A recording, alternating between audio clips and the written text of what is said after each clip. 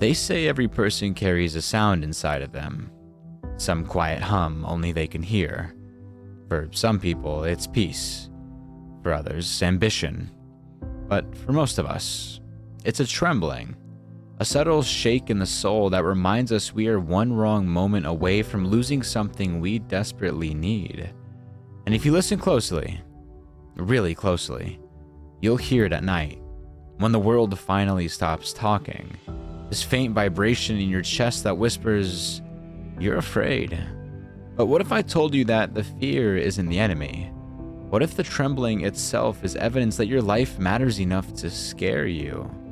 The fear of being alone is one of those horrors you don't grow out of. It doesn't behave like roller coasters, where you go on a few rides and eventually your brain goes, "All right, that's enough screaming for today." No. The fear of being alone is different. The fear of love is different. The fear of life is different. These fears sit deep. These fears don't flinch. These fears are built from things so important, so close to your soul, that the idea of losing them, or never having them at all, stings in a way repetition will never numb. You can't practice being alone until it stops hurting. You can't practice love without risking your heart cracking open. You can't practice your future like a rehearsal, warming up until the stakes feel small. These things stay scary because they exist outside of your control.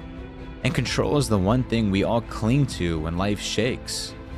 We don't get to schedule the day our perfect friend group arrives like a delivery package. We don't get to control whether the love of our life decides to stay, or whether they wake up one morning with a different world inside them. We don't get to control the next chapter destiny has already drafted behind the scenes.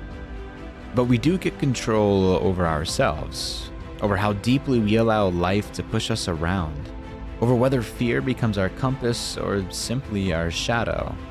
But in the moment, that doesn't comfort us, because what really haunts us is the simple truth sitting in the back of our minds like a whisper we wish we could ignore. Some things in life will always be scary. So we spiral. We ask ourselves, why do these things have to be scary? Why do I have to deal with this? Why can't I just be happy? And the honest truth is, I don't know how to make these parts of life any less terrifying. I don't have a magic cheat code for heartbreak, uncertainty, or loneliness. But what I do have, what you can have, is a way to make the scary moments bearable, survivable, even meaningful. And that comes from living a more grounded life. At some point, everyone hits a roadblock so massive it stops their entire world.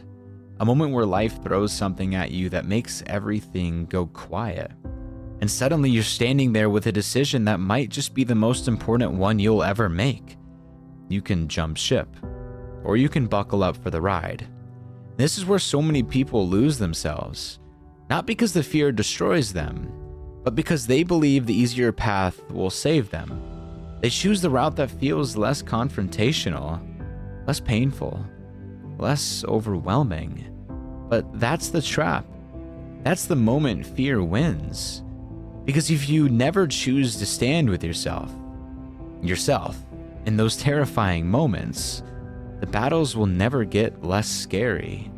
But if you decide to stay with your ship, even if everything around you is sinking, something incredible happens. The storm doesn't stop. The fear doesn't vanish. But you're no longer facing it alone. You've got you. You've got your soul in the trenches with you. And when you can look into your own reflection, raw, exposed, and say, I don't know if I'm ready for what's coming, but whatever it is, I'm right here with you. Something powerful starts to form, because that, right there, is the deepest, rarest, strongest practice a human being can ever build. The practice of standing with yourself when the world gets dark. The practice of trusting yourself even when life feels untrustworthy. The practice of choosing presence over panic. And yes, some things in life will be scary. That won't change. but you will. Not into someone who avoids fear, not into someone who conquers every battle without trembling, but into someone grounded enough to withstand the weight of their own life. Into someone confident not because life got easier, but because you became the kind of person who can hold steady through the storm. So when the next wave hits, don't run. Don't jump ship. Don't abandon yourself. Grab the wheel, plant your feet, and remind yourself you have survived every single version of "I can't do this" that you've ever felt.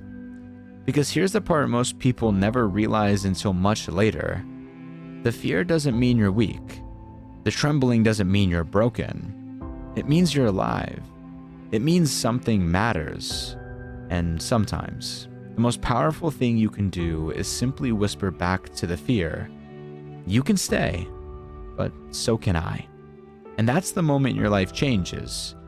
Not because the world gets less terrifying, but because you finally understand your place inside the terror. You are not here to outrun fear. You are here to outlast it. You are here to stand tall even if your voice shakes. You are here to remain, to endure, to continue.